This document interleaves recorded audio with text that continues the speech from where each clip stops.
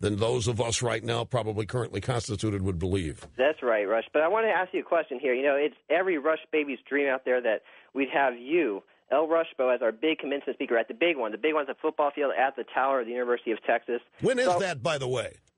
That's tomorrow night. Tomorrow night, okay. Tomorrow night, and we'll have fireworks and the big show. But my question is, what would you say? What would be your 10, 15-minute speech to all the thousands of graduates graduating from college campuses across the nation as they go forward to be the future leaders? Excellent question. Before I answer that, I was looking at a list. I saw somewhere on the internet a list of the remaining major, well, not even major, but I guess Division I, Division 1A, to put it in a sports context, graduation ceremonies and the commencement speakers. And they're not a damn conservative anywhere. I mean, it's all liberals. Some from media, some from the State Department. And this is nothing new, by the way. I think P.J. O'Rourke did speak at Stanford. No, he didn't speak. He wrote what he would say at Stanford. He didn't speak at Stanford. Well, you know, Jacob once long ago prepared a commencement address way back when I was still in Kansas City, what I would say to students if they were graduating high school. I've thought about it enough, updated it since. And 10 to 15 minutes is tough, but the first thing I would say is the world does not revolve around you yet. And you are not the future leaders of this country yet, just because you've graduated. Now it's up to you to decide what to do with the education that you have. And I would launch into a spirited celebration of the American capitalist system. I would tell them how much of a head start they have over quite a few other people because of their education. Their education was for a purpose. It was to get them into the free market and engage in capitalism and secure the growth of this country because, like their parents, they someday are going to be worried about the future for their kids. And they're not going to improve the future of their kids by joining protest marches or wearing ribbons or putting bumper stickers on the backs of their cars. They're going to have to go out, roll up the sleeves, and start working and become productive and further the capitalistic engine of the United States of America. That's how growth is created. And I'd probably just continue with that theme. I'd spend some time inspiring them and teaching them a little bit about America to counteract what I thought they had been taught in their classrooms over the course of these past 4 years or 5, depending on how long they've been there.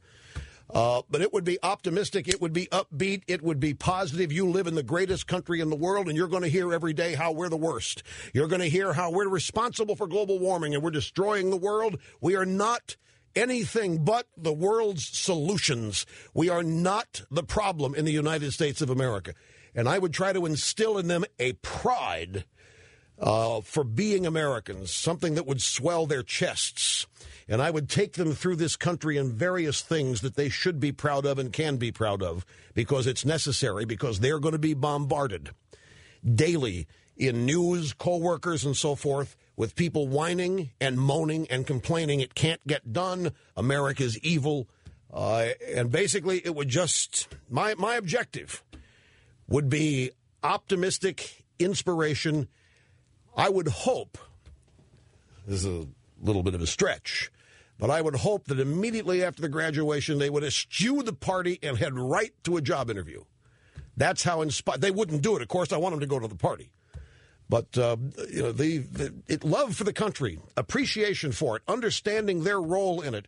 And someday they are going to be responsible for its greatness. But that has to be earned. It doesn't just come to you because you're an American. Well, that's awesome, Rush. That's the best commencement speech I think I'll hear all weekend long.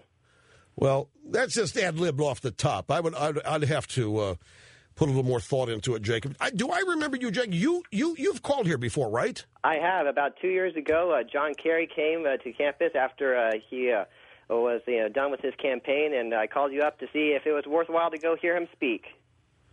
Oh, that's right. You were going to go to a rally, and because I said you're going to go to a liberal presidential rally, it's a great place to pick up chicks. That's right. That's Did that right. happen? And I came back the next week and reported in that I did. I did pick up a few phone numbers. You did. But like I expected, they were very enjoyable people to meet, but nothing that came to fruition. Well, you were at a Democrat rally. Be thankful. And if it didn't come to fruition with a liberal babe, count yourself fortunate.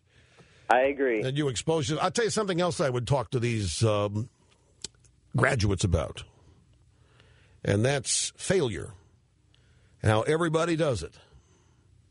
There's not a book in the library on how to fail because we all know how. Well, Rush, before we go, I just wanted to take a moment and thank you because during the time of celebration, I also want to give thanks to all the people that supported me. And you've been with us here, Rush 24/7, even if I don't get to hear the program live. I've been with you 3 hours a day, every day. And been the best 3-hour course I've taken every semester here at the University of Texas.